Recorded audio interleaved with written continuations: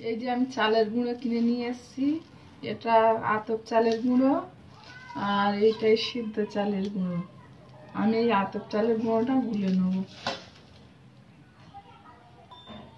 এই যে আমি চালের গুঁড়োটা এই বাটিতে গুলে নিয়েছি একটু লবণ দিয়ে, আর এই কড়াটাই বসিয়ে দিলাম, একটু দিলাম।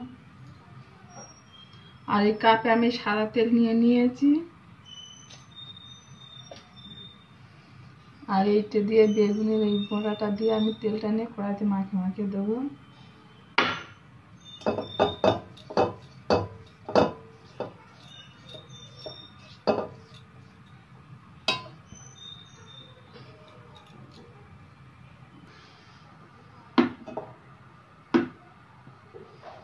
এই যে খোলা পিঠে বলে, আমার কাছে খোলাটা নেই, তা কি করবো, এই যে কড়াইতে আমি করছি।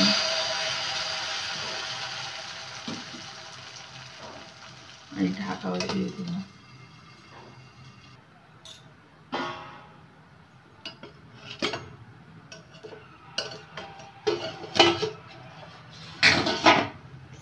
এই দেখুন বন্ধুরা, এটা হয়ে গেছে, আমি তুলে নিচ্ছি। আবার একটা দিচ্ছি।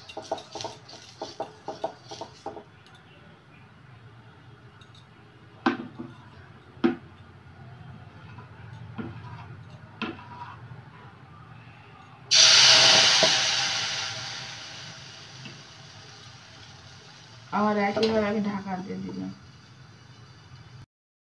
এই দেখুন বন্ধুরা, সব হয়ে গেছে আমার পিঠেগুলো, চিতই পিঠে এই সব হয়ে গেছে। এবার কিছুটা আমি দুধ দিয়ে ফোটাবো, আর কিছুটা আমি খেজুরের গুড় দিয়ে খাওয়ার জন্য রেখে দেবো।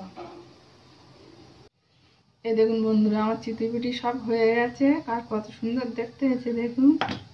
এই দেখুন, আর কিছুটা রেখে দেবো খেজুরের গুড় দিয়ে খাওয়ার জন্য, আর কিছুটা আমি দুধ দিয়ে ফোটাবো।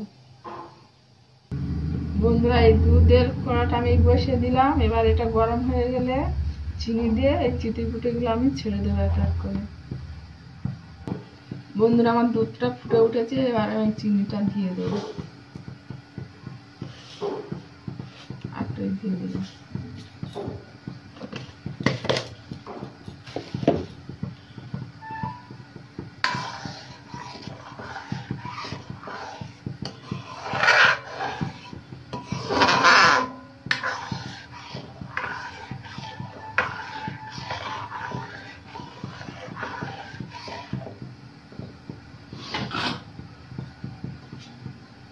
বন্ধুরা, এবার আমি পিঠেগুলো একে একে ছেড়ে দেবো।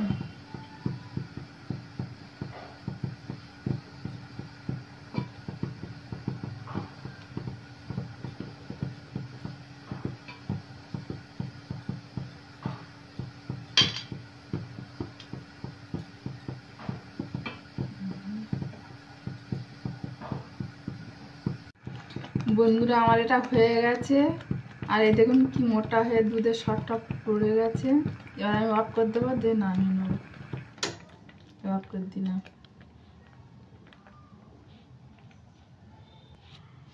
বন্ধুরা, আপনারা এইভাবে বানিয়ে খেয়ে দেখবেন, খুব ভালো লাগবে, খুব ভালো লাগবে। বন্ধুরা, এই চিতই পিঠেগুলো আমি এই খেজুরের গুড় দিয়ে খাবো, আর এটা হচ্ছে দুধ দিয়ে ফুটিয়েছে, এটা দুধ দিয়ে ফোটানো হয়েছে। আপনারা এইভাবে বানিয়ে খেয়ে দেখবেন।